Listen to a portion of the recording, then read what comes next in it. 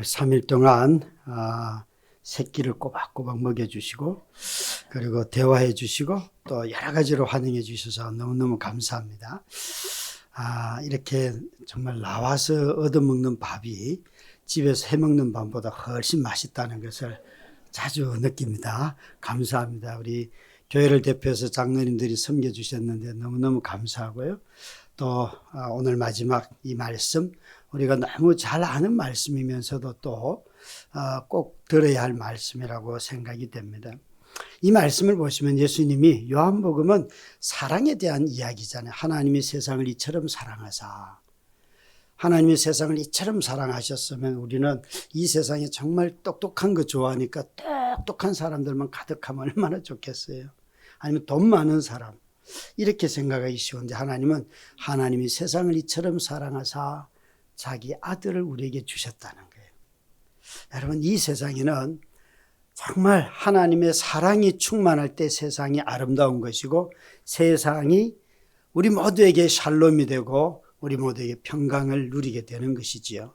그래서 하나님이 이 세상에 필요한 것은 하나님의 사랑이다 하는 것을 우리에게 들려주시는 성경이 요한복음이에요. 그런데 마지막 21장에 가면 이렇게 묻잖아요.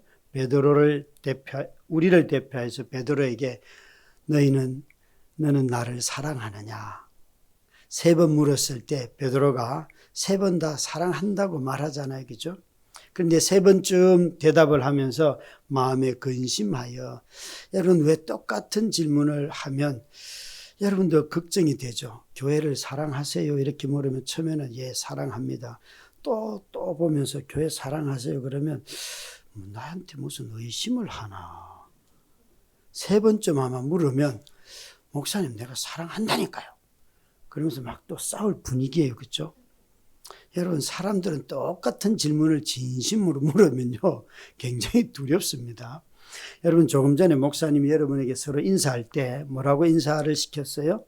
사랑합니다 이렇게 인사를 시키니까 마음에 부담이 있어요, 없어요? 여러분, 막 사랑해야 될 부담이 막 자녀들은 생기나 봐요.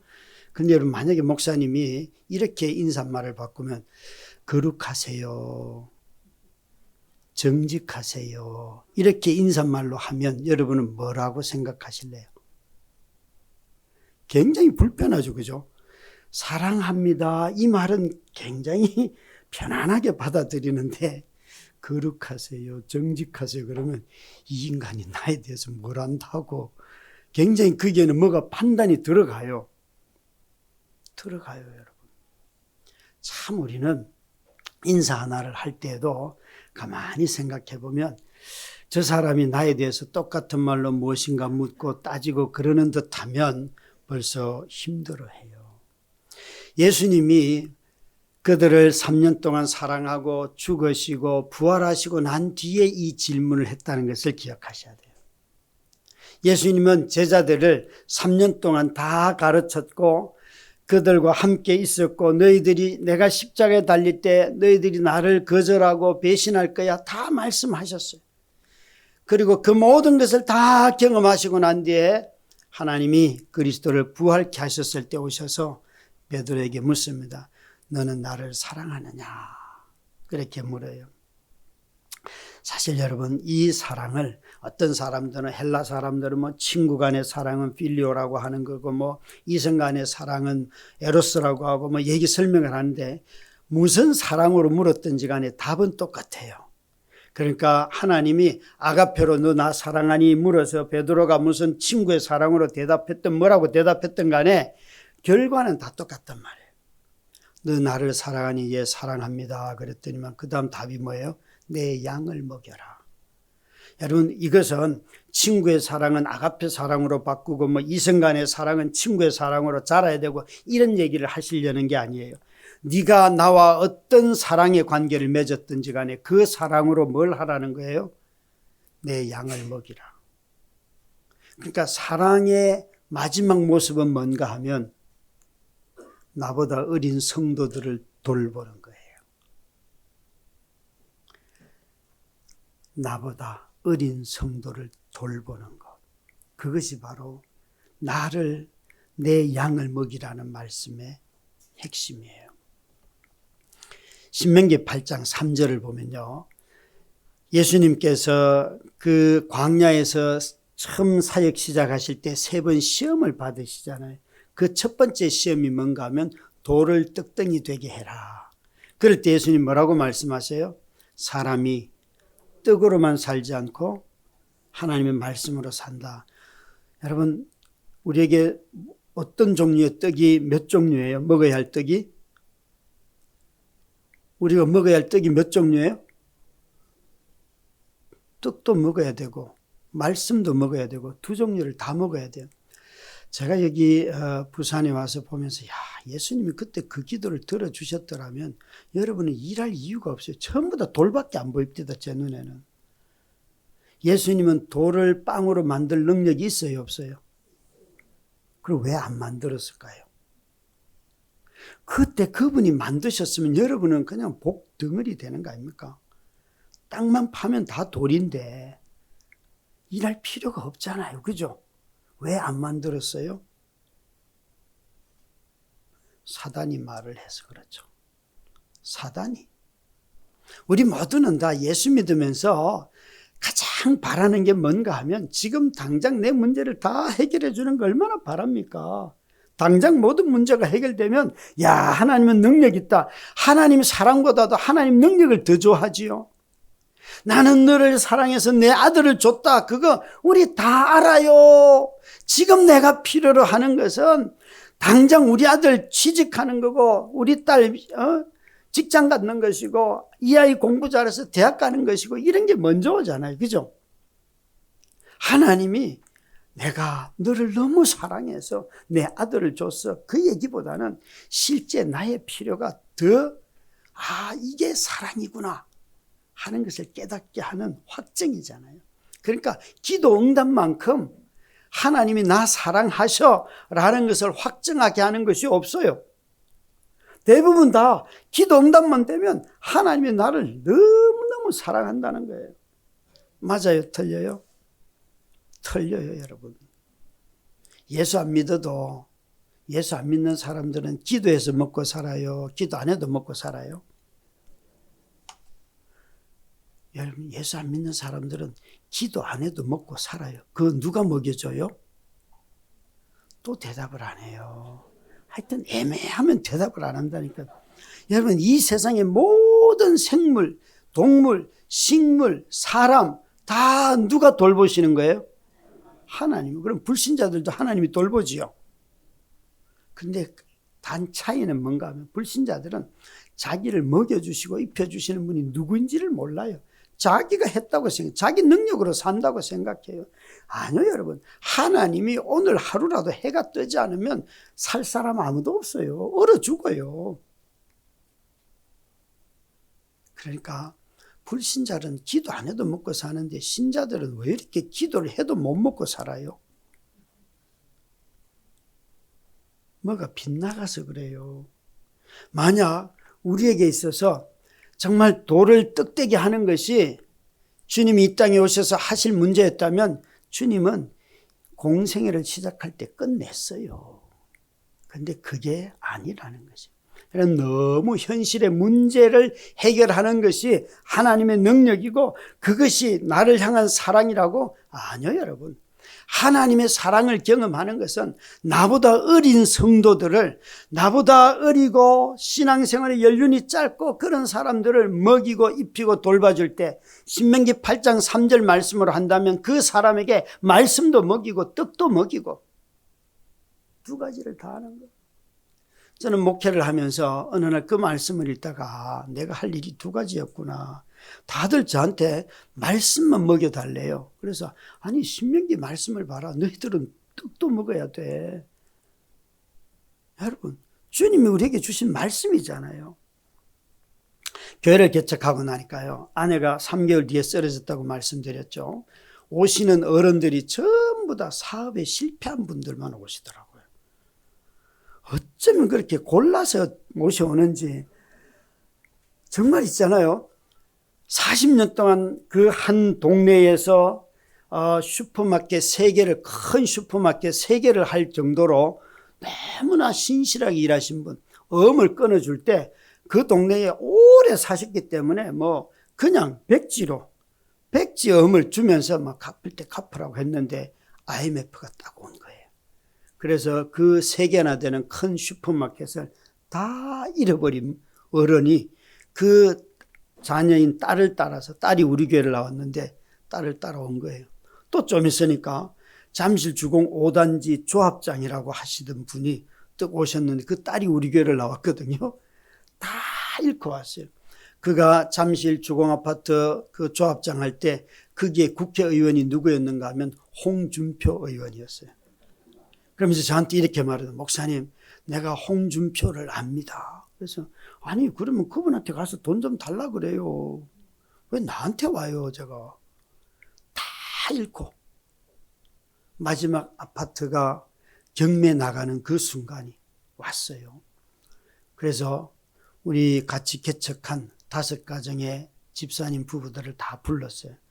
야, 우리 개척할 때 같이 했던 3명의 자매 중에 청년 싱글 중에 1명인데 저 집이 이제 다 경매로 넘어가고 살 집이 없다. 우리 월세 보증금이라도 한번 만들어 보자. 헌금들 좀 하시오. 그랬더니만 저하고 6가정이 3천만 원을 만들었어요. 그리고 그걸 가지고 그 어른한테 갔어요. 가니까 어른이 이래요. 목사님, 나는 예수도 안 믿고 이 교회도 안 나가는데 왜 이런 돈을 나한테 주십니까? 이래요. 그래서 그런 건 묻지 마세요. 나도 설명이 어려워요. 한 번만 더 물으면 저도 돈이 궁한 사람이라 가져갑니다. 그리고 줬더니만요, 이분이 그 돈 가지고 교회 앞에 재건축 발표난 아주 허름한 아파트로 오셔서, 재건축 발표나도 그게 실행되는 건 오래 걸리잖아요. 그죠? 가장 교회 가까이 오시더라고요. 오시고는요, 그 다음날 새벽 기도부터 나오셔요. 온 가족이. 여러분, 3천만 원 들여가지고 한 가족 한 6명이 다 우리 교회 나오니까 제가 밑진 장사 했어요, 안 했어요? 여러분, 그럼 3천만 원 들여서 한번 살려볼래요? 그게 여러분 쉽게 있잖아요. 그렇게 답이 안 돼요. 실제로 해보면 그 돈이 어마어마한 큰 돈이에요. 그런데요, 그 어려운 30대 부부들이 저하고 같이 하면서 그 돈을 내더라고요. 그리고는 그걸 가지고 하는데 이분이 그 집에서 살면서 매일 새벽기도 나와서 우시는 거예요. 그 어른이. 그리고 어느 날 제가 그래도 한번 어르신네 성경이라도 한번 써보세요 그랬더니만 성경 쓰다가 막 팔이 붓기도 하고 필사 하다가 이분이 2번을 쓰셨는데 성경 필사하다가 예수님을 믿게 됐어요. 그래서 이분이 안수 집사가 되고 장로 피택이 되고 했는데 마지막 선거에서는 떨어졌지만 참 놀라운 일이에요. 그래서 그 생명과 그 가정을 살렸잖아요. 이분은요, 자기가 백혈병 환자인데도 목사님, 나는 목사님이 교회 오라 그러면 목숨 걸고 옵니다. 그러면서 실제로 오셨어요. 와서 막 교회 같이 공사하고요. 개척교회가 돈이 어디 있습니까? 전부 다 몸으로 떼고 이런 강대상 이거 다 제 손으로 만들고 막. 그러면 그 집사님하고 둘이 막 그렇게 일을 많이 했어요. 그러면 그 아내 되는 여집사님은 백혈병 환자인 당신이 그러다 죽으면 어떡하냐 그러면 이분이 아니 이미 죽은 몸인데 뭐. 그런데 목사님과 교회가 나 살려주셨는데 그게 뭐 문제냐고 이러시면서 신앙생활을 지금까지 같이 하고 계세요. 제가 쓴 난 당신이 좋아 책이 있거든요. 제가 다음에 책을 쓰면 난 당신이 미워 이런 책을 쓸 거예요.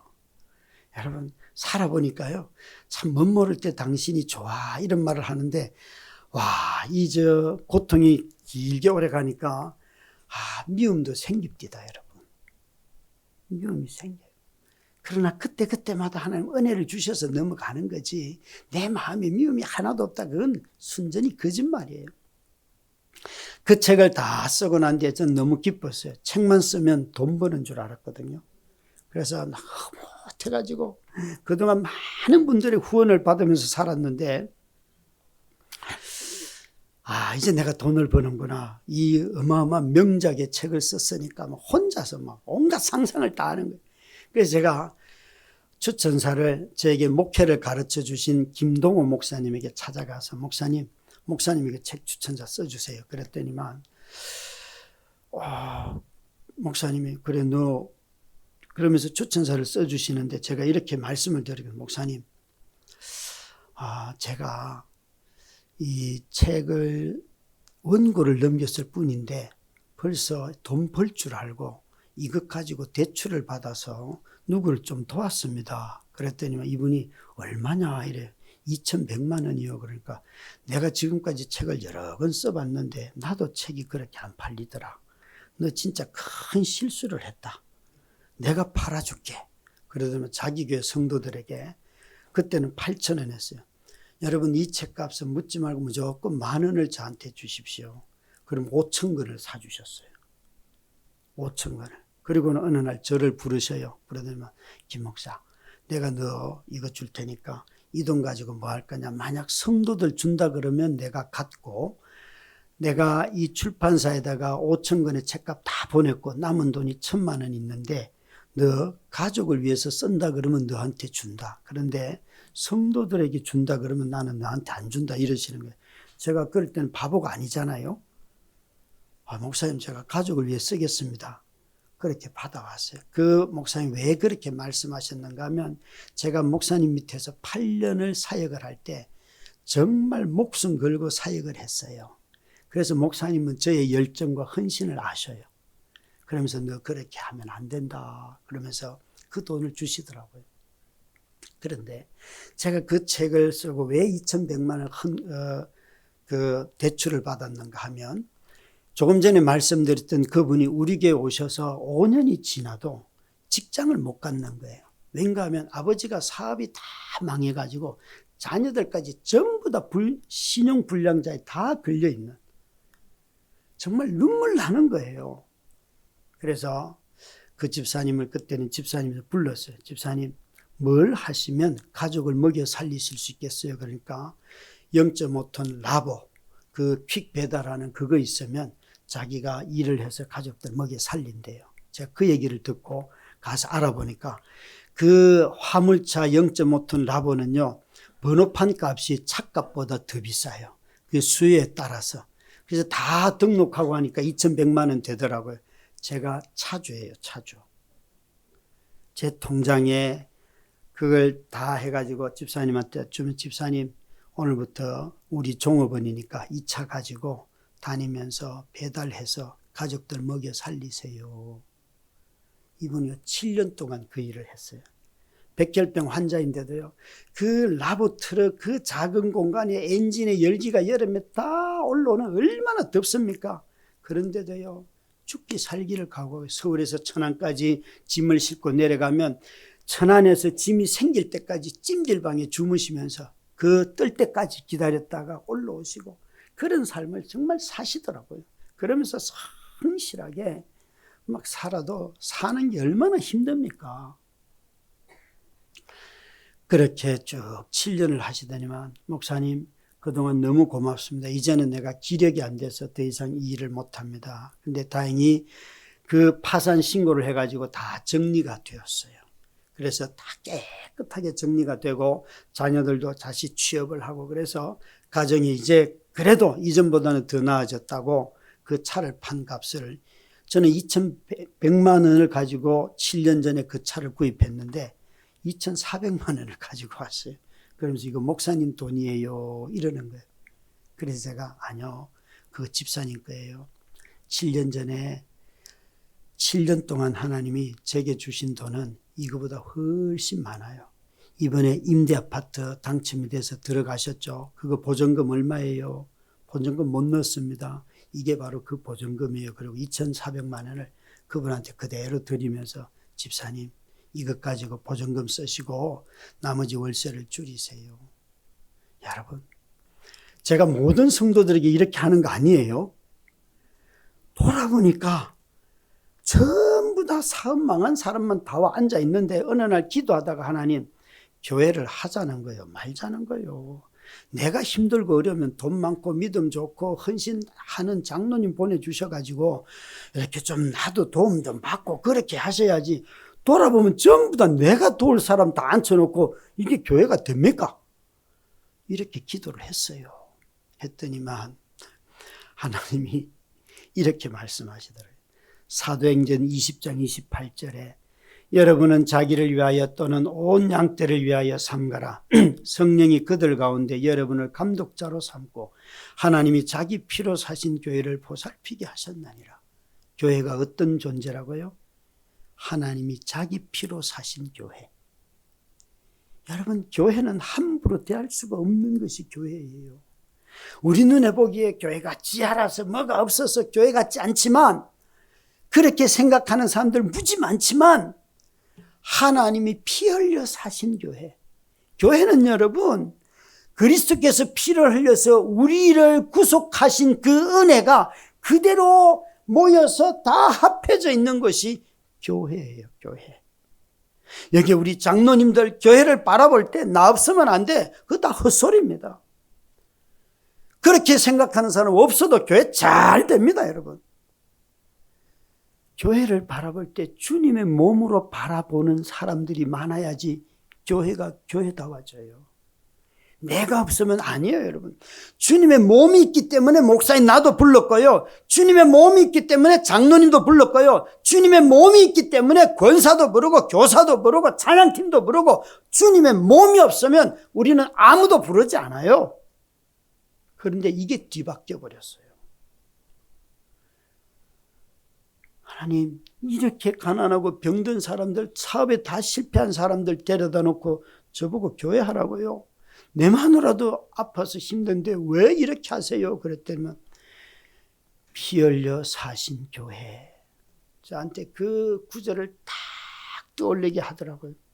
그러면서 나도 피 흘렸으니까 너도 피 흘려야지. 나도 피 흘렸으니까 너도 피 흘려야지. 여러분, 교회는 옛날에 헌신한 것 가지고 오늘날 사는 게 아닙니다. 우리 주 예수 그리스도께서 영원하신 분이 이 땅에 오셔서 우리를 위하여 자신의 피를 단 한 번에 완전히, 팀 켈러의 말대로 한다면 예수님이 50%만 피를 흘린 것이 아니고 98%만 피를 흘린 것이 아니고 100% 자신의 피를 다 쏟아냈기 때문에 저와 여러분의 구원이 이루어졌고 교회가 세워진 것입니다. 여러분, 이 교회를 볼 때마다 주님이 피 흘려 사신 교회. 그래서 저는 교회에 대해서 함부로 말하지 않아요. 비록 불순종하고 불평하고 또 거짓을 만들어내고 잘못 가르치고 이단도 있고 수많은 그런 데가 있어도 그 모든 것 위에 주의 피 흘려 사신 그리스도의 보혈이 있기 때문에 언젠가는 그 교회들이 돌아오기를 바라고 기다리는 거지요. 여러분, 함부로 교회 욕하지 마시기 바랍니다. 집에서 자녀들에게 교회 욕하지 마시기 바랍니다. 그거는 그 자녀들을 향하여서 너희들은 교회를 떠나도 된다, 그런 얘기하는 것과 똑같습니다. 병연아, 너 나 사랑하냐? 예, 사랑해요. 그 고백을 이렇게 하게 하시더라고요. 그때 알았어요. 돌아보면서 전부 다 내가 도와줄 사람밖에 없는 이 현실을 보면서, 아, 주님은 저들에게 내 사랑을 쏟으라고 하시는 거구나. 저들에게 내 사랑을. 그것이 제가 처음 교회를 개척하고 그냥 혼돈 가운데 있던 제게 하나님께서 주신 메시지였습니다. 어느 날 저는 자주 이런 얘기를 합니다. 여러분들이 사업 자금은 내가 줄 수가 없어도 밥 굶을 때는 내가 밥 사줄게. 그랬더니만 어느 집사님이, 목사님 나 실직했어요. 그런데 2달이 지나고 3달이 6달이 지났는데 추석이 왔어요. 그래서 그때까지 정말 이분이 직장을 못 찾는 거예요. 그래서 그때 받았던 보너스를 좀 이렇게 챙기고, 그리고 해서 집사님에게, 집사님 이거 가지고 이번 명절 지내요, 그러면서 줬어요. 받았어요. 이분이 기쁘게 받았어요. 그런데 그 다음 추석이 왔는데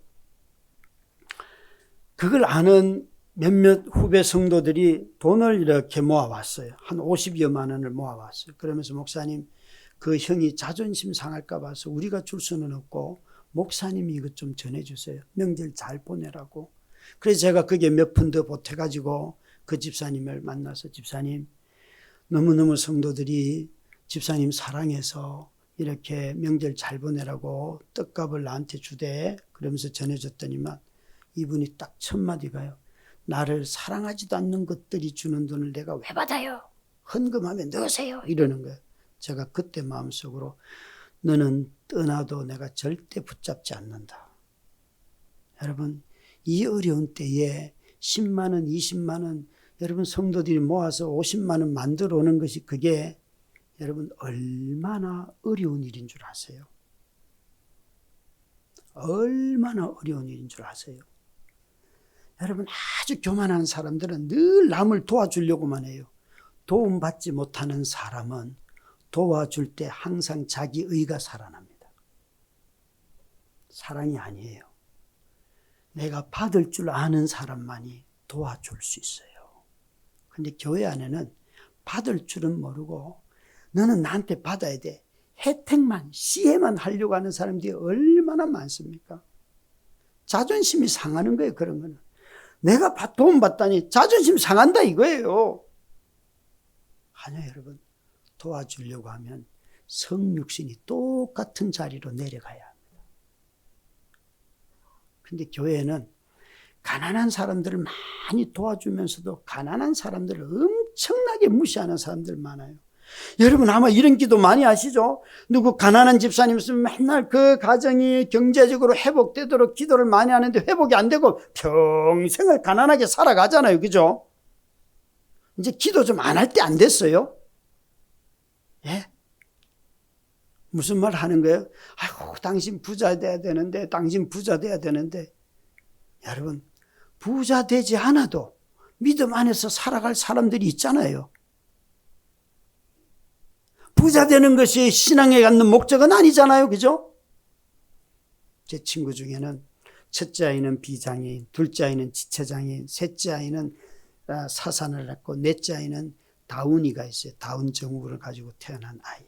그런데 이 둘째 아이가 지금 36살이, 40살이 다 돼 가는데 이 아이는 장애예요. 장애, 지체장애. 교회 권사님들이 집에 와서 이렇게 기도를 하면 그 지체장애가 있는 그 딸 머리에 손을 얹고 항상 이렇게 기도했다는 거 아니에요. 이 장애가 나을 줄 믿습니다. 아멘. 그렇게 기도를 했는데 얘는요 어느 순간부터 기도 딱 끝나고 눈 딱 뜨면서 안 낫는 것도 은혜인데 안 낫는 것도 은혜인데 여러분 낫는 게 은혜입니까? 안 낫는 것도 은혜입니까? 하나님이 주신 것이 나으면 은혜고 안 나도 은혜고 그죠? 이 딸이요 기도 다 끝나면 눈 뜨면서 안 낫는 것도 은혜인데 장애는 기도로 고치는 병이 아니에요. 함께 살아가는 거예요. 그러니까 누가 가난한 사람 가난 다 극복하지 못했어도 그 사람 좋아하면서 살아가는 거예요. 내가 너 도울 수 있어서 너 조금 주는 거 그게 아니라 그냥 그거보다도 더 귀한 것은 내가 그 사람의 친구가 되는 거예요. 그거보다 좋은 선물이 어디 있어요? 그게 바로 내 양을 먹이는 거예요.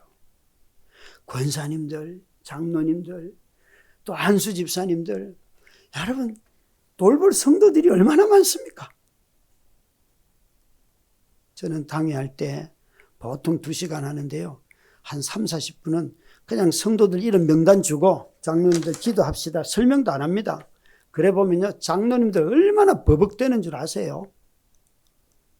성도들의 사정을 알아야지요. 목자가 되면 그들을 돌봐야 되는 거 아닙니까? 장로님들이요. 회의하는 거 진짜 좋아하셔요.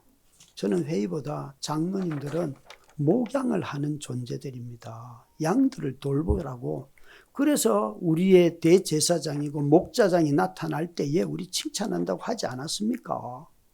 여러분 당회할 때 성도들 명단 놓고 기도하면 그 애들까지 다 기도해야 되는데 어렵습니다, 여러분.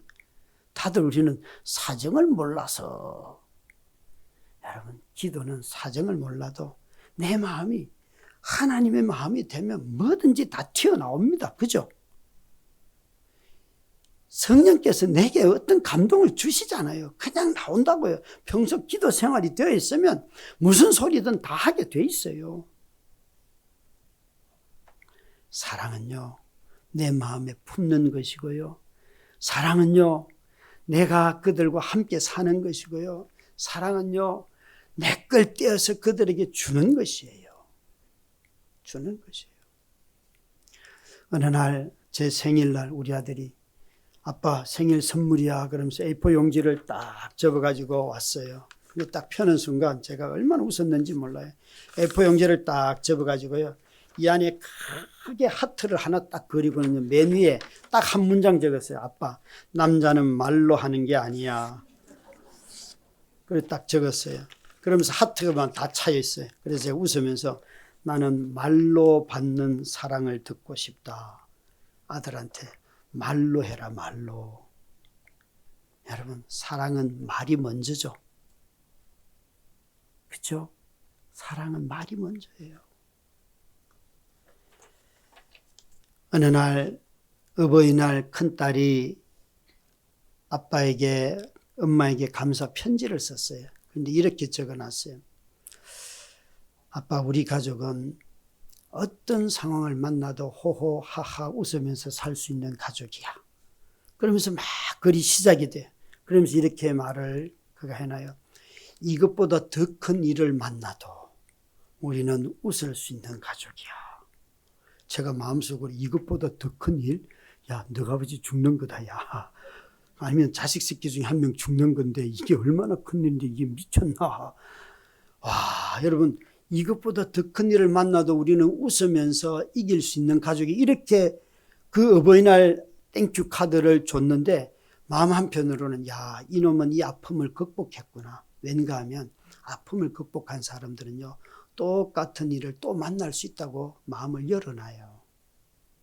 그런데 아픔을 극복하지 못한 사람들은 이 일은 절대 두 번 다시 한 번 더 이런 일이 일어나면 안 된다는 거예요. 근데 인생에는 똑같은 일들이 일어나지요. 근데 마지막에 딸이 이렇게 적었어요. 아빠, 우리 가족은 무인도에 가서도 아주 즐겁게 살 수 있는 가족이야. 하하호호 이렇게 적어놨어요. 제가 그에 대해서는 답을 했어요. 나는 너하고 무인도에 안 간다. 네 남편하고 가라. 나는 지금까지 산 것만 해도 너희들하고 너무 힘들다. 여러분, 사랑은 함께 사는 겁니다. 뭘 잘해주는 것도 아니고 그냥 내가 미숙할 수 있고 미숙하면 용서를 구하고 잘못해서 또 누가 용서를 구하면 용서해주고 함께 사는 것이에요. 내 양을 먹이라. 이것만큼 여러분 서로 용서하고 용서받는 관계만큼 양을 먹이고 먹이는데 귀한 도구가 없잖아요. 오늘 이 시대의 교회는요, 세상과 다른 점은 그 어떤 돈이 많고 뭐 어떤 능력가가 많고 그게 아닙니다. 세상이 결코 세상에서 맛볼 수 없는 용서하고 화해하는 관계. 그게 바로 복음의 핵심이지요. 주님이 우리를 용서하신 것처럼 사람들을 용서하는 거잖아요. 여기에 예수님께서 베드로에게 너 나 사랑하느냐 3번 물으시고 난 뒤에 내 양을 먹이라 하고 난 뒤에 이상한 말씀을 하셨어요. 18절 말씀해 보시면 한번 18절은 같이 읽도록 하겠습니다. 읽습니다. 시작. 내가 진실로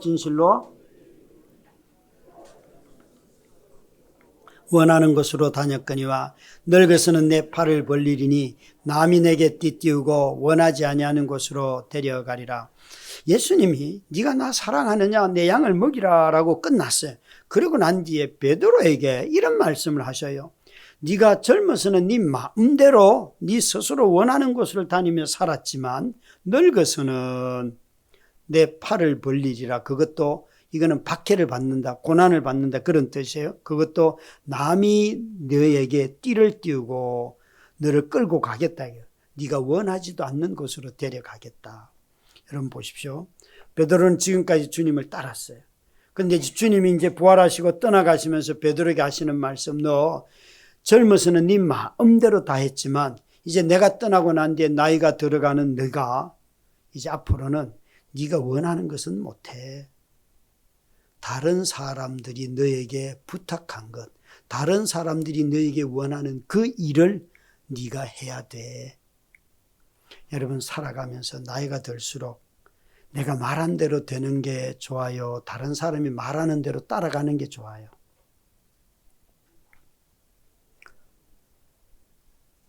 왜 말씀을 안 하시나요?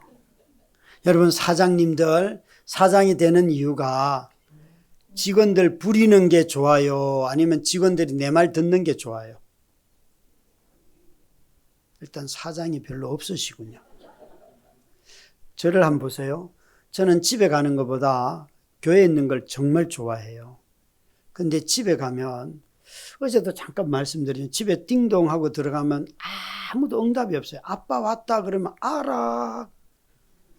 알면 인사해야지. 아빠 안녕.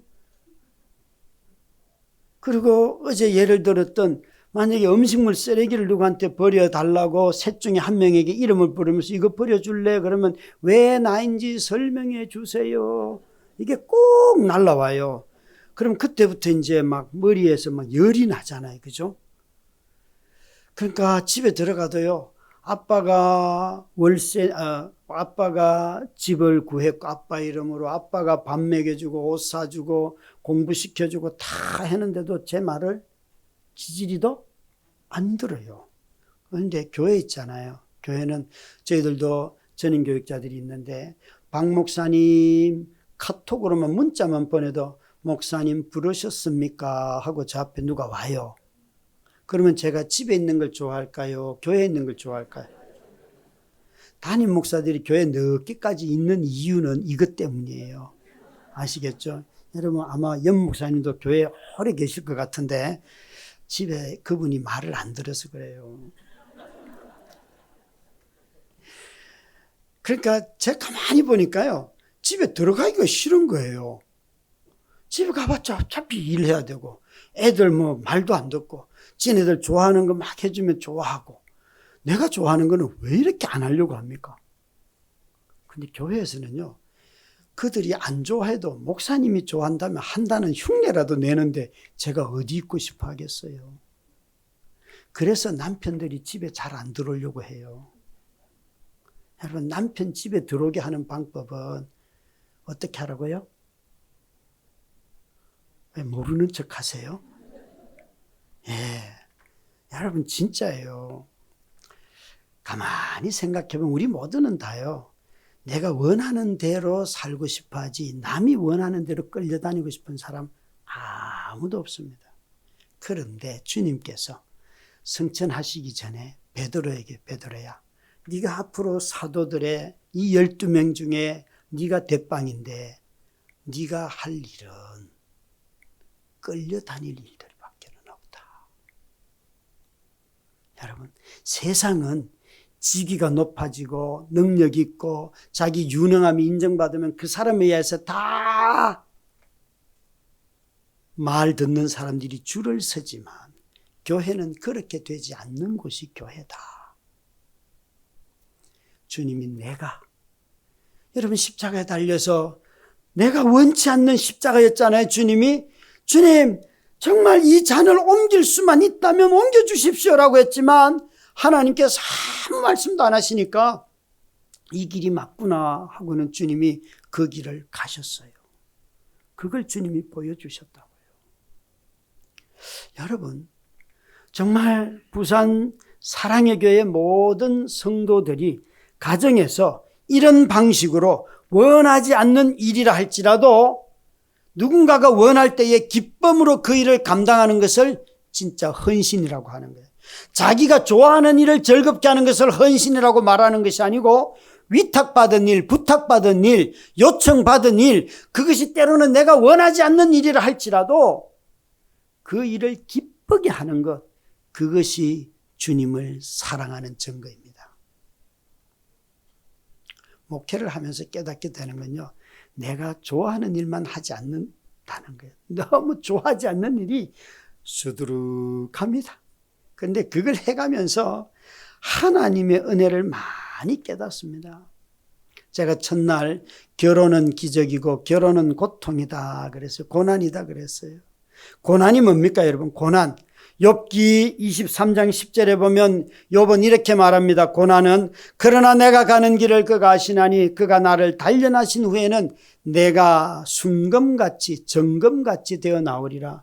여기 고난을 욥은 이렇게 설명합니다. 내가 가는 길을 누가 안다고요? 주님이 아시고 나는 몰라요. 그런데 그분이 언제까지 단련해요? 몰라요. 여러분 언제까지인지 이 과정을 설명도 안 해요. 그가 나를 단련하신 후에 그리고 난 뒤에 어떤 열매를 맺게 하신다? 정금같이 되어 나온다. 여러분 다 금을 좋아하시죠? 그러면 어떻게 금덩어리를 갖는 방법이 여기에 기록되어 있는데 다 이렇게 하실래요? 고난이여 나에게 오라. 어때요? 정금처럼 되어 나온다는데 얼마나 좋습니까? 그런데 여러분 누구도 고난을 원하는 사람은 아무도 없습니다. 아무도 없습니다. 고난받는 것이 내게 유익이라 이로 말미암아 내가 주의 율례를 깨닫게 되었나이다. 다윗도 이 시편 119편 71절에 이 말씀을 하실 때에 그가 고난의 유익을 얘기하면서 고난 자체를 칭송한 것이 아니에요. 이 아픔, 이 고통, 자식으로부터 쫓겨든 삶, 사울로부터 도망 다녀야 되는 삶, 그 삶의 고난을 통하여서 그가 무엇을 깨달았다고요? 하나님의 말씀을 깨달았다. 다시 말해서 다윗은 자기의 고난이 하나님의 말씀을 깨닫는 도구였기 때문에 그것이 유익하다고 말하였지 고난 자체가 유익하다고 말하지 아니하였습니다. 나의 가는 길을 오직 그가 아시나니 걷는 사람은 나인데 그 길을 아시는 분은 그분이고 언제 이 길이 끝날지 어떤 길이 나올지 모른단 말이에요. 그게 바로 고난이라는 것입니다. 그런 눈으로 보면 우리 모두는 다 고난 속에 살아가고 있습니다. 자기 자신이 원하지 않는 고난들이 우리 삶에 얼마나 많습니까? 이 뇌경색, 제 아내가 걸린 뇌경색이라는 것은 한의원에 가면 중풍이라고 하잖아요. 푹 맞았다고 하잖아요. 어느 날 한의원 하시는 장로님이신 형님뻘 되는 분이 저한테 김 목사 왜 한의학에서 뇌경색을 중풍이라고 하는 줄 알아? 이러시는 거예요. 발병의 원인도 과정도 결과를 예측할 수 없기 때문에 중풍이라는 바람풍자를 쓴다는 거예요. 그러면서 이 질병은 고치는 질병이 아니고 오래 참으시면 됩니다. 참으세요. 그게 끝이에요. 여러분, 우리 인생에 원치 않는 고난들이 얼마나 많습니까? 자식으로 인하여 또 자신의 실수로 인하여서 또 아니면 다른 사람의 실수로 운전의 실수로 인하여 내가 당하는 고통들이 있잖아요. 그거 쉽게 낫는 것들이 아니에요. 그죠? 빚을 한번 져봐도 아시잖아요. 빚 갚는 게 얼마나 힘든 일인지. 정말 피말리잖아요. 오래 참는 것. 우리는 욥을 두고 저 야고보 형제는 야고보서 5장에 보면 욥의 본을 보라라고 하면서 욥의 인내를 보라라고 하였습니다. 욥은 감사의 모범이 아닙니다. 욥은 그가 재난을 맞기 전에는 감사한 적은 있었어도 재난이 오기 나온 뒤에는 감사를 한 적이 없습니다. 여러분. 욥은. 근데 욥의 인내라는 것은 나는 이 일을 견딜 수 있어 하나님을 생각하면서 좋은 뜻을 품고 이런 게 아니에요. 의심하고 회의하고 질문하고 친구들하고 따지고 그죠? 이게 다 오래 참음 안에 들어가는 거예요. 그러니까 우리는 오래 참는다 그러면 막 선한 뜻을 품고 막 이걸 생각하는데 아니에요. 인내 속에는요 끊임없는 내적인 갈등도 찾아오고 때로는 포기하고 싶은 마음도 있고 누가 와서 시비 걸면 네가 나보다 경건해 막 싸움도 하고요. 그런 과정을 다 거쳐가는 것이에요. 그러나 욥이 이렇게 말하는 거예요. 나는 하나님이 지금 왜 나에게 안 나타나시는지 모르겠어. 하나님이 없다는 것은 불신이에요. 그런데 하나님이 계시는데 지금 내가 고통을 당하고 아프고 힘들고 어려울 때 이곳에 나에게 관심을 두지 않고 내 일에 역사하지 않는 이것을 신학적인 용어로 하나님의 부재라고 해요. 부재는 하나님이 계시는 걸 믿는데 하나님이 지금 이 일을 해결하지 않을 때 그때 하나님의 부재, 시편에 나타나고 욥과 전도서와 전부 다 하는 고통이 바로 이거예요. 나는 하나님을 믿는데 하나님은 정직한 자를 늘 선하게 대하신다고 하시는 분인데 내가 정직했더니만 오히려 손해나고 오히려 뇌물을 쓴 저 인간은 승진하고 하나님 이건 너무 부당해요. 그렇게 막 싸울 때에 하나님이 그 뇌물 주고 부당하게 승진한 사람은 확 죽여버리고 나를 싹 높이고 이러면 얼마나 좋겠어요. 근데 하나님 그렇게 일 안 하시죠. 그죠? 그렇게 안 하셔요. 여러분, 그걸 하나님의 부재라는 거예요. 하나님의 부재로 인해서 우리는 끊임없이 고통을, 예수님의 표현대로 한다면 십자가에서 어찌하여 나를 버리시나이까. 그런데요, 그 자리가 바로 우리를 부르시는 자리라는 거예요. 우리를 부르시는 자리라는 거예요.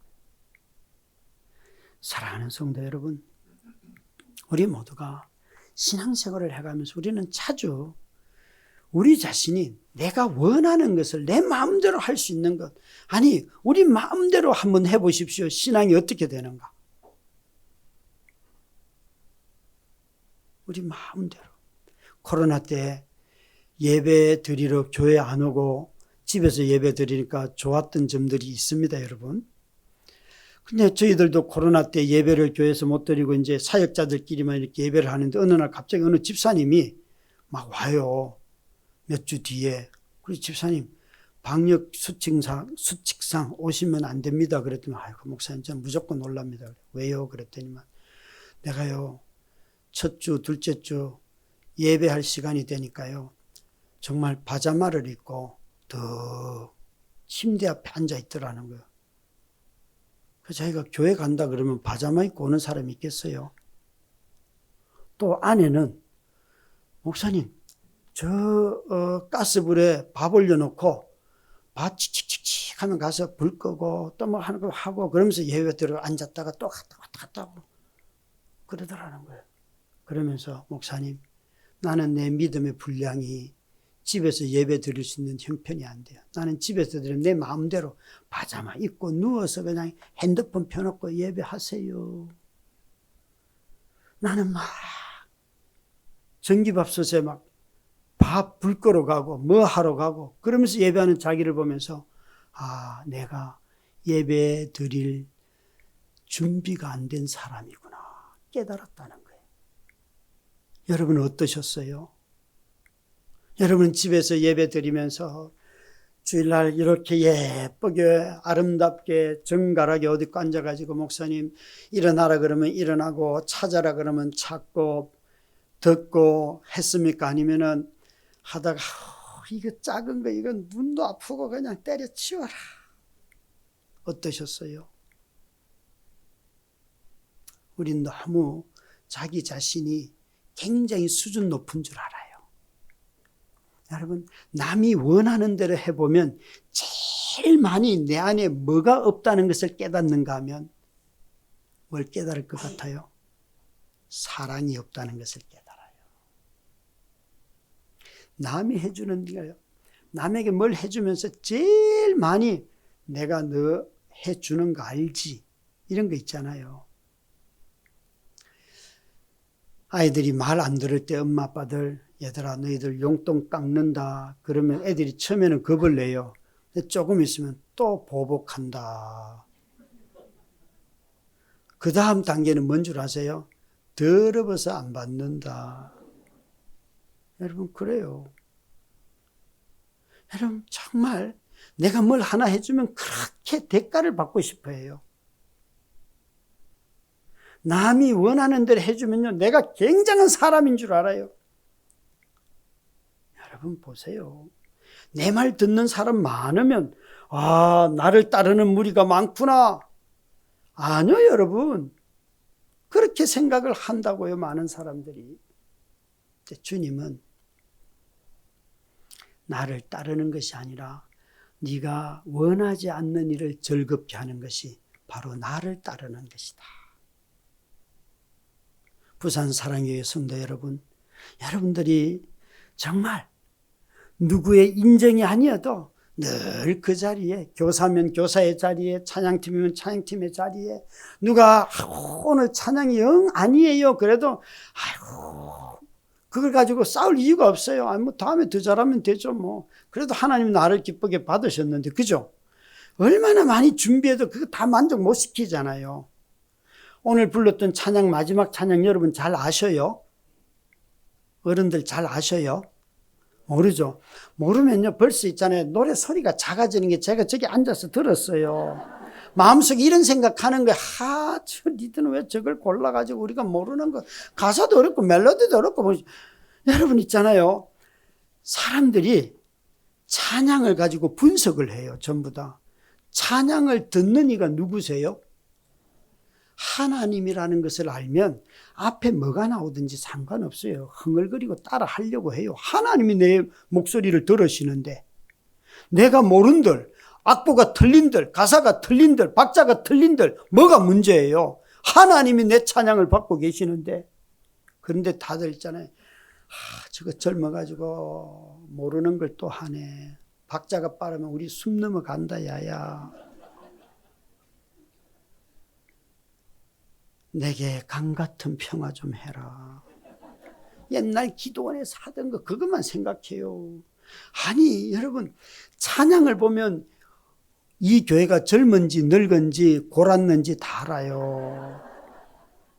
알아요. 여러분 제발 찬양 부를 때 분석하는 그런 비평가가 되지 마시고 이 찬양을 들으시는 분을 기억을 하셔야 해요. 정말 그래서 배우려고도 애를 쓰고 찬양 드리고 가사를 까먹어도 괜찮아요. 뭐 문제예요? 하나님이 우리 천국 가면 찬양 가사 가지고 시험 봅니까 어디? 이곳에서 이 한순간 하나님 앞에 내가 그 찬양을 올려드렸는데 아버지께서 받으시고 얼마나 기뻐하십니까? 여러분, 찬양은 몰라도 가사라도 읽으시면 돼요. 그게 여러분 남이 원하는 대로, 내가 원하는 대로. 혹시 이런 분들도 계세요? 늘 앉는 자리에 누가 새로운 신자가 왔거나 앉아 있으면 내 자리 비켜. 무시무시한 분들 계세요. 목사님 그런 자리는 저 밖에다 갖다 놔요. 그런 분은 특별석을 만들어 주셔야 돼요.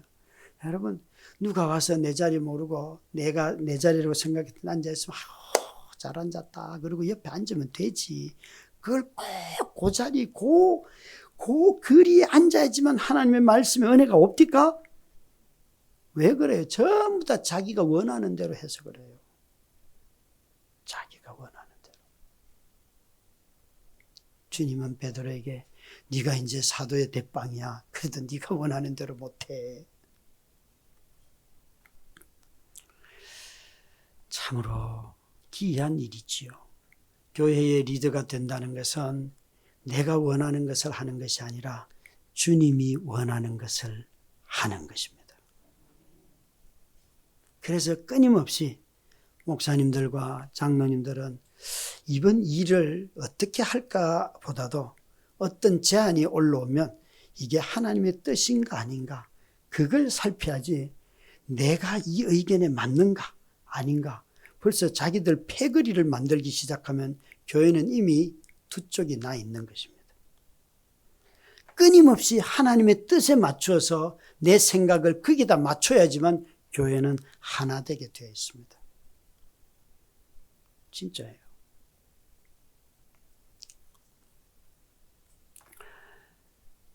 목회를 하다 보면 내가 원하는 대로 하고 싶을 때가 얼마나 많습니까? 목사님 저도 그래요. 저라고 그러지 않겠습니까? 집에서도 그러고 다 그러지요. 여러분, 참으로 우리에게 있어서 주님이 베드로에게 하셨던 이 말씀을 꼭 기억을 하셔야 합니다.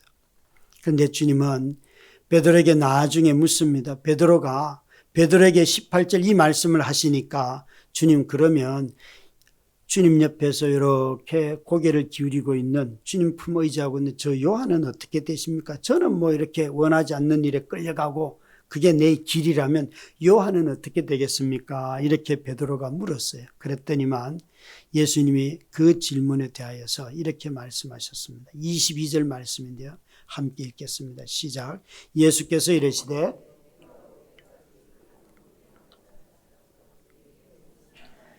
너는 나를 따르라 하시더라. 예수께서 이르시되 내가 올 때까지 그를 머물게 하고자 할지라도 내게 무슨 상관이냐? 너는 나를 따르라. 사랑하는 사람들은 오직 주님 한 분만 바라보면서 자기 길을 가는 것입니다. 옆에 사람, 사도 요한은 실제로 한 90세까지, 93세까지 살았다고 알려져 있어요. 베드로는 그보다 훨씬 일찍 죽죠. 그죠? 또 야고보 같은 사람들은 제일 먼저 순교하잖아요. 그러면 인생의 길이가 있잖아요. 다들 길게 장수하면 참 복일 것 같지만 주님이 너 무슨 상관이냐? 내가 너를 이 땅에서 50, 60, 70에 살 수도 있고 100살까지 살게 할 수도 있다. 여러분, 장수가 복입니까? 장수가 수치입니까? 주님이 보시기에 여러분, 장수하는 것 자체가 복은 아니지요. 사람들은 그렇게 말하지만 그렇게 장수하면서 맨날 교회 어렵게 하면 그것처럼 수치스러운 일이 어디 있겠어요? 오래 살았으면 좀 너그러워지고 사람들의 여러 상황을 보면서 그래, 그것도 인생이지, 이런 게 좋지. 이건 달렸고 이건 안 되는 일이고 이건 고쳐야 되고 뭐 전부 다 자기 마음대로 자기의 길만이 전부인 것처럼 그냥 나의 길을 가면 되지 남들까지 그렇게 만들 이유가 뭐가 있습니까? 주님이 이렇게 말씀하시는 거예요. 너 나를 따를 때 비교하지 말아라. 비교하기 시작하면 여러분, 주님의 사랑으로부터 멀어지고요, 사람 사랑한 일로부터 멀어집니다. 비교 한번 해보실래요? 어떻게 되는가? 한 번은요, 엘리베이터를 탔어요. 앞집에도 저희 아들과 같은 학년에 같은 반의 아이가 있었어요. 남자아이예요. 그 엄마하고, 그 엄마는 집에서 피아노를 학습하는 피아노 교습소를 하는 분이고 저희 집 같은 층인데 둘이 엘리베이터를 이렇게 넷이서 탔어요. 탔는데 묻지도 않았는데 우리 아들이 이러는 거, 아빠 나는 놀기를 잘하고 얘는 공부를 잘해, 이러는 거예요. 제가 물어봤습니까? 얼마나 어색합니까? 그래서 웃으면서 나도 우리 아들이 공부 잘하면 좋지 그랬더니 아빠 뭘 못 알아들으시는데 나는 노는 걸 좋아하고 얘는 공부를 잘한다니까. 여러분 정말 그런 말은 안 해도 되잖아요. 그죠? 왜 그걸 또 확인 사살까지 합니까? 짜증나게. 그런데 이제 학년이 지나고 그게 고등학교 1학년 때 이야기예요. 그런데 고3 때 같은 학교, 그러니까 같은 학교 3년 동안 다 다녔죠. 어느 날 그 아이를 만났어요. 그래서 야, 너 혹시 대학 어디 갔냐? 그러니까 얘가 대답을 안 해요. 그래서 뭐가 문제가 있나 보다. 그리고 우리 아이는 재수 없이 갔거든요. 그러고 난 뒤에 한 2년 뒤에 다시 물었는데 또 대답을 안 해요. 3년째 되니까 사무소에서 지방에 저 어느 대학을 갔대요. 그런데 그때 마음속에서 있잖아요, 쾌감이 올라오는데, 야, 그러면 그렇지. 하나님이 우리 자식을 버리지 않으시지. 막 그런 이상한 생각이 막 듭디다, 여러분. 참 웃기죠? 그분의 자녀가 삼수해서 지방대학 갔다니까 마음에 평화가 오는, 정말 이런 말할 수가 없어요. 우리는 이런 비교의식이 어마어마하게 많지요. 제가 어디 가서 내가 교회를 개척했습니다. 지금 20년째 섬기면서 그러면 개척했다는 말을 듣는 순간 모든 사람들의 반응은 개척교회는 어려우시죠, 이래요. 여러분, 개척을 20년 전에 했다고 내가 말했지 지금 어렵다고 얘기를 하지 않았음에도 불구하고 전부 다 그냥 머릿속에서 개척 어렵다. 전부 다 그래 생각해요. 아니요, 여러분. 우리도 예결산 해보면 5, 6억 나와요. 월세만 우리 1200만 원 내요. 어려워요. 그런데도 빚지고 살지 않았어요. 우리 교회는 빚 한 푼도 없어요. 제가 교회를 처음 설립할 때부터 야, 우리 돈도 없는데 돈 막 빚내가지고 가면 너희 집에도 빚이고 교회 와도 빚이고 참 신앙생활 잘하겠다. 우리 그러지 말고 헌금하는 것만큼 가지고 교회를 운영을 합시다. 1년에 여러분 1억 4천 정도를 주인에게 월세를 줘요. 여러분 다 놀라시죠? 여러분 보세요. 지금 교회 건축을 만약에 제가 서울에 살려고 하면 한 100평 우리 동네 땅 사서 건물 세우는데 60억이에요. 60억 빚 얼마예요? 할까요? 근데 꼭 이런 분들이 있어요. 하자는 분들이 있어요. 돈도 없으면서 목사님 이 월세가 이렇게 비싼데 너 어디 가서 뭘 비교해가지고 이게 비싸다고 말하냐. 그러면서 대출을 받아가지고 교회 건물을 써야 됩니다. 막 이런 얘기를 해요. 그러면 제가 이렇게 물어요. 너의 집을 저당 잡힐 각오가 되어 있느냐. 이렇게 물으면 아무도 말을 안 해요. 여러분 그 심보가 뭐예요? 다른 사람 보고 돈 내라는 소리잖아요. 예? 자기 돈 내야죠. 왜 남의 돈을 이용하려고 합니까? 자기가 헌신해야죠. 나보다 부자들이 얼마나 많은데. 아니 여러분 부자들이 헌금합니까? 믿음 좋은 사람이 헌금합니까? 또 대답을 안 해요. 여러분 부자들이 헌금하는 게 아니고요. 믿음 있는 사람이 헌금하는 거예요. 우린 다 비교 속에서 어마어마하게 자신이 해야 할 자신의 몫을, 자신의 길을 다 잊어버리고 살아가는 거예요. 저는 제가 섬기는 교회가 너무 기쁘고 즐거워요. 설교를 잘하든 못하든 상관없어요.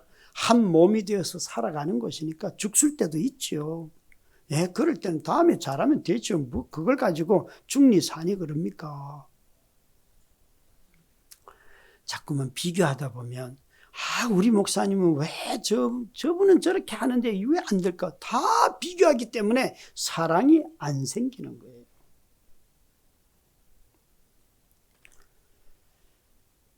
저는 제 자신이 아내가 아프고 난 뒤에 새벽기도 갈 때 양복 입고 성경 요렇게 끼고 손잡고 가는 부부를 보고 울은 적이 있어요. 외로움 속에. 나는 이제 더 이상 저렇게 교회는 못 가겠구나.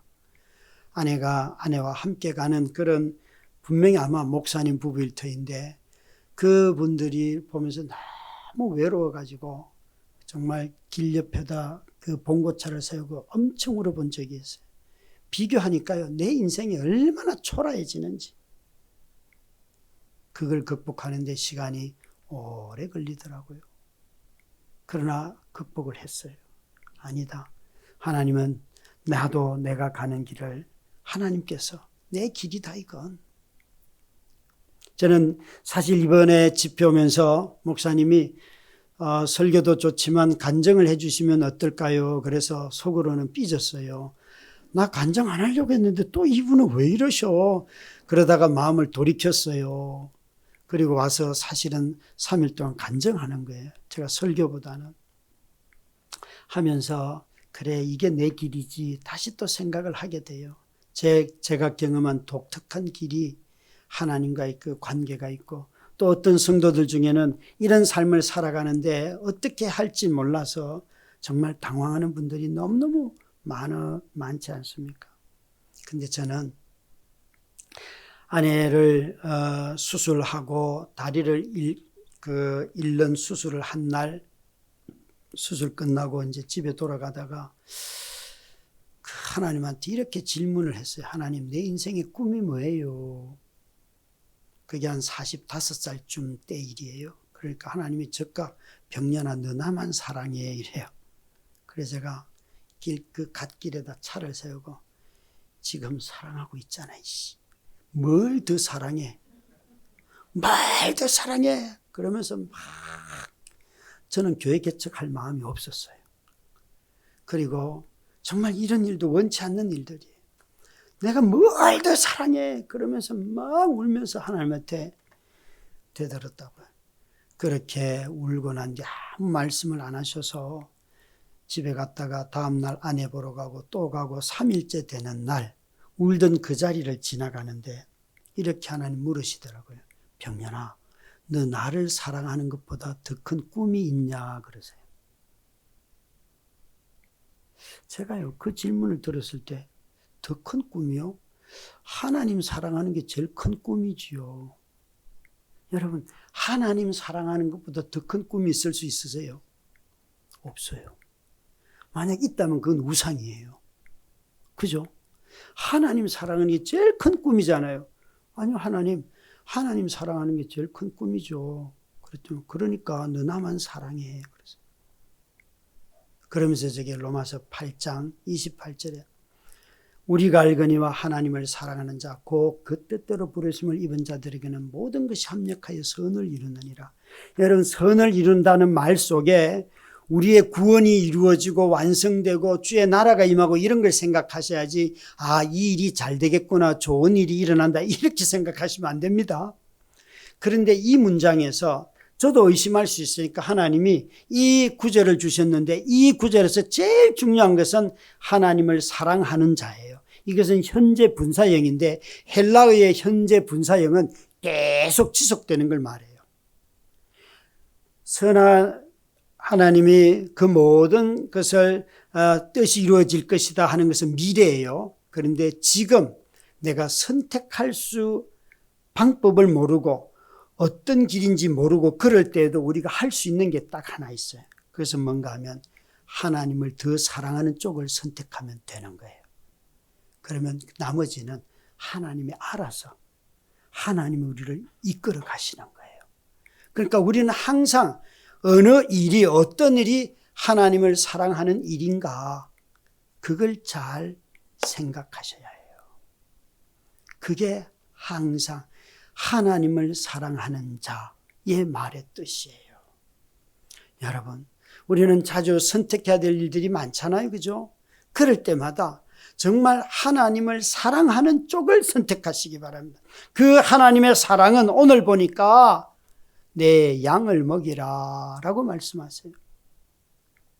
삶의 긴 고난은 흔적을 깊이 남깁니다. 고통을 깊게 남기고 그래서 누가 와서 목사님 우리 누구를 병든 것 위하여 기도해 주세요 그러면 성도들 앞에서는 기도하지만 속에서는 내 마누라도 낫지 않았는데 내가 이 기도를 어떻게 하냐 라는 회의가 들 때도 있어요.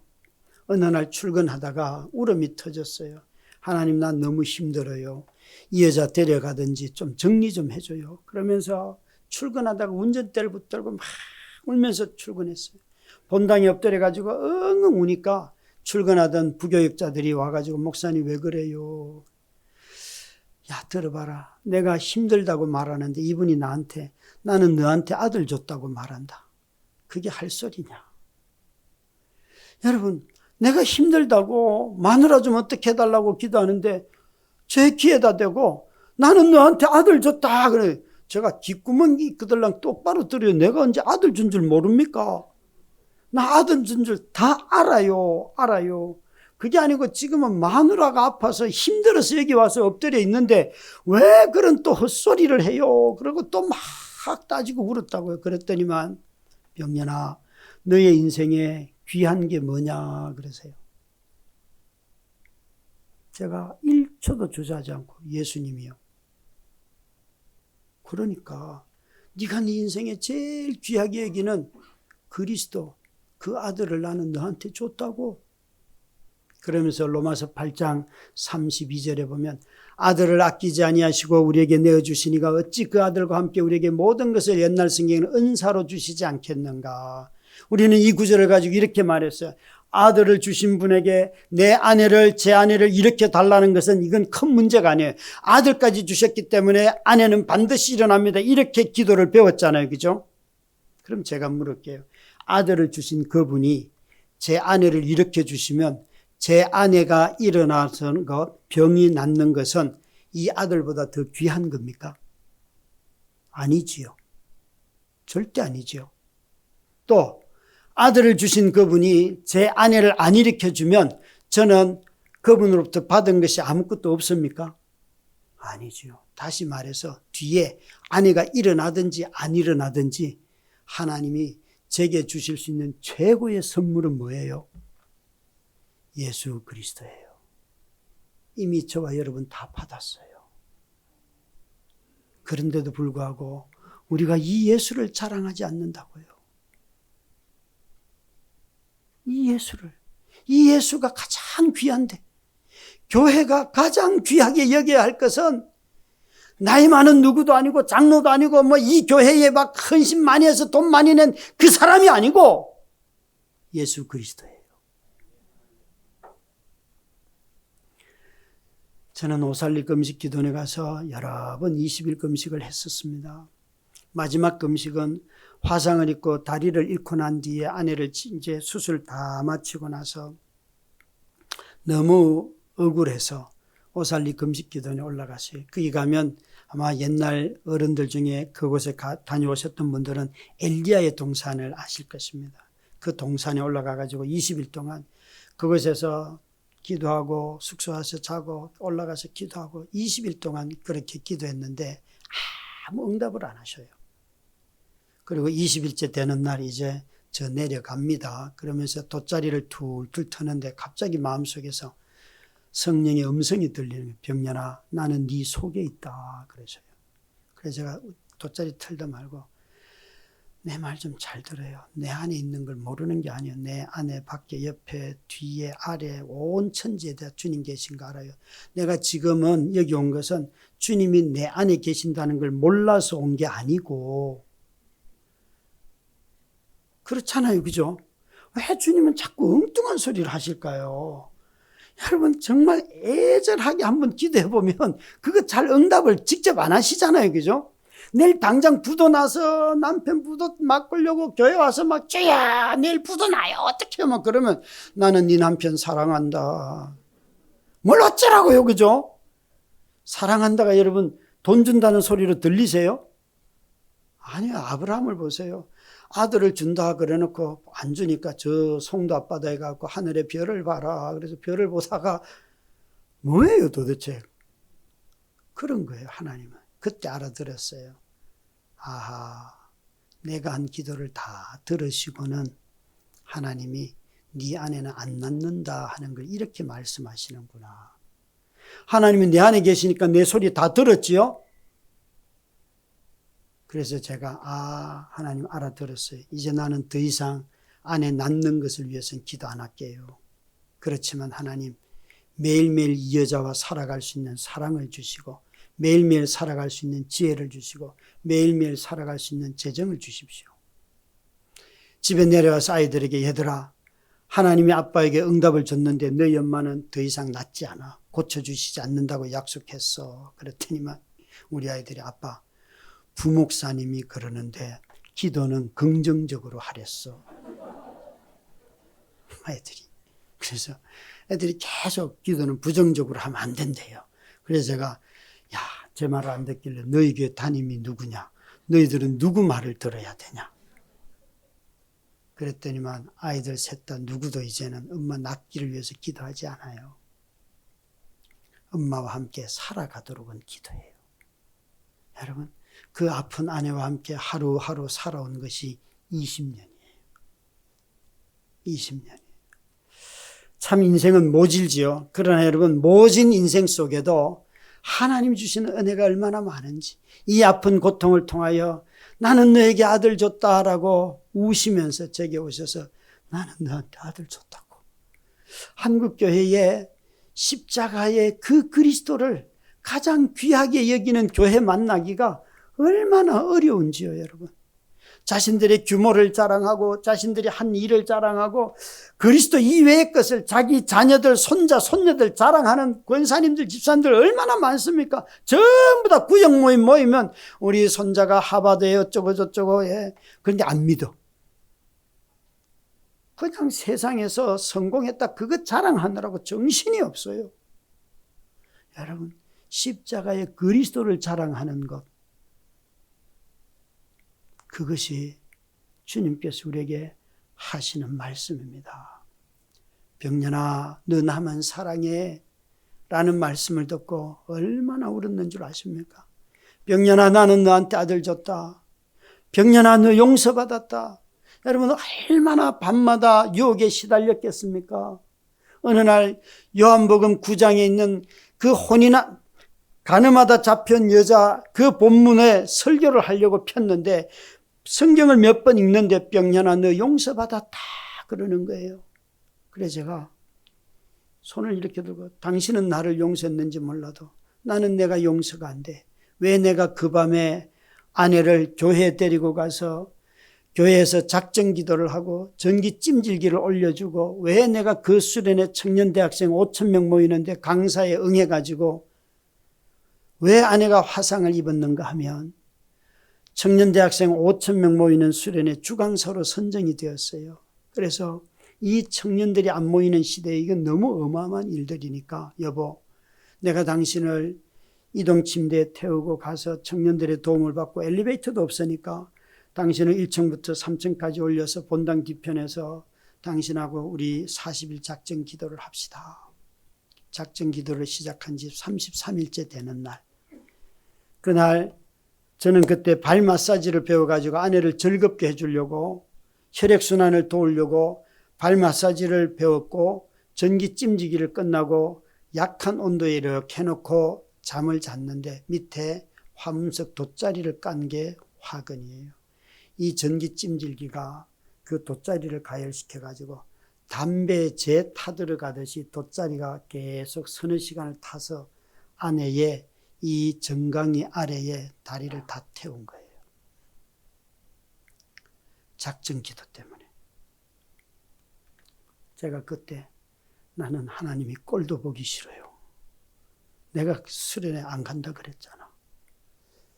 그러면서 왜 나는 환자를, 이 약한 사람을 강한 사람처럼 대했을까?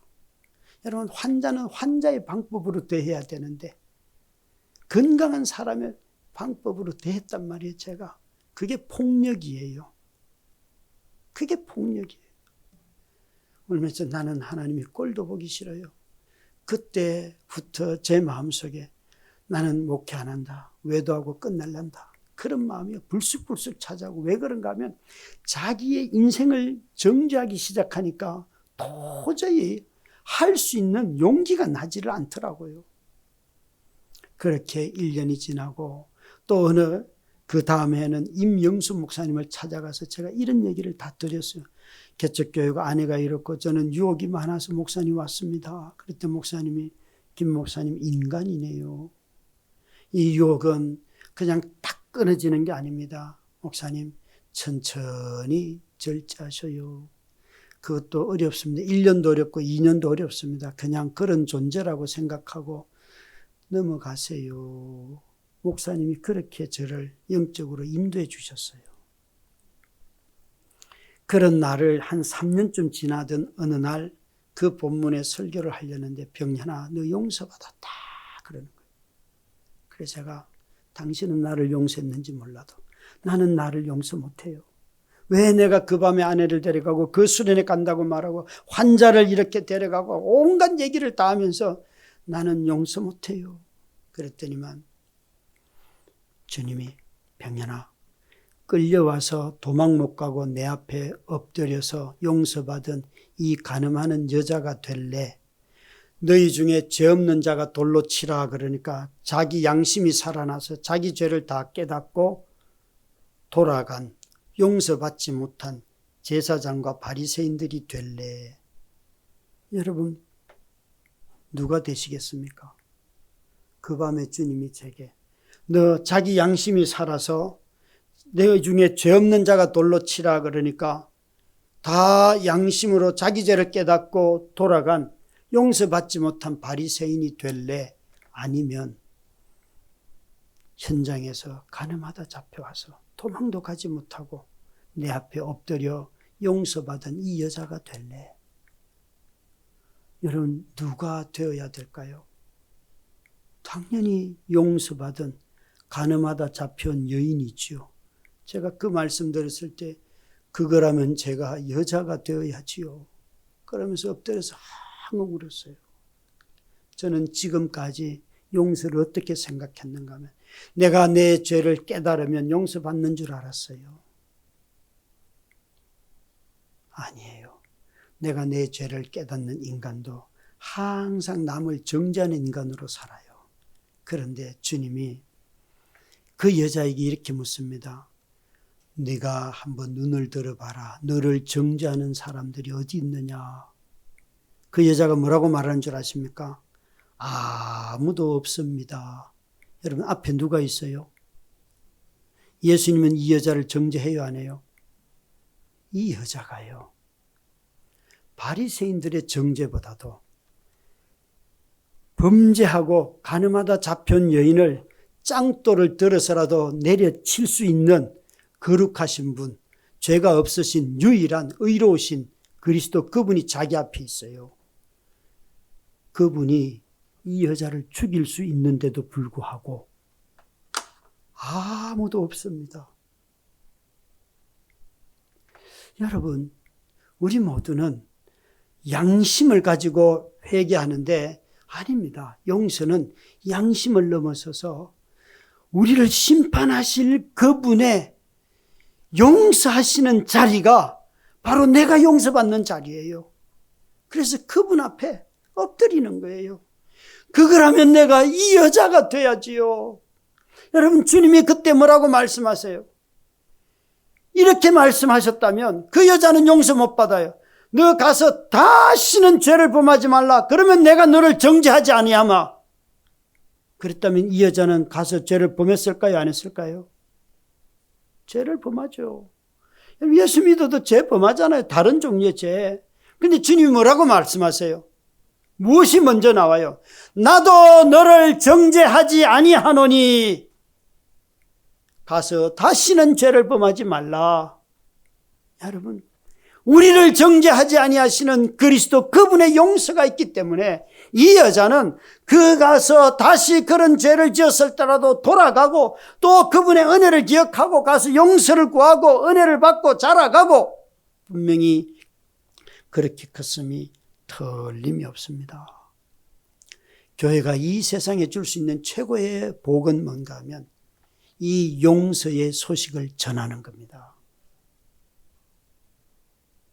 하나님의 진노를 다 거두어 주시고 우리 대신 죽으신 예수 그리스도, 그분의 용서의 은혜가 흘러갈 때에 교회가 교회다워지고 교회가 부흥하고 교회가 교회를 낳고 교회가 내 중심이 아니라 그리스도 중심으로 자라가는 것입니다.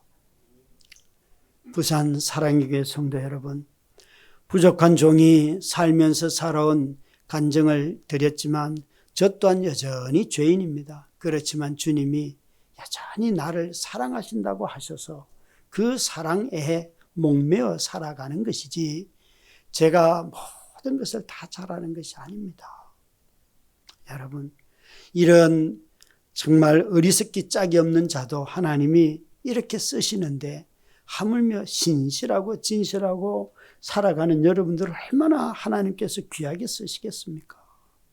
다시 한번 여러분 교회에 이 예수 그리스도, 그분을 높이는 저와 여러분 다 되시기를 주의 이름으로 축원합니다.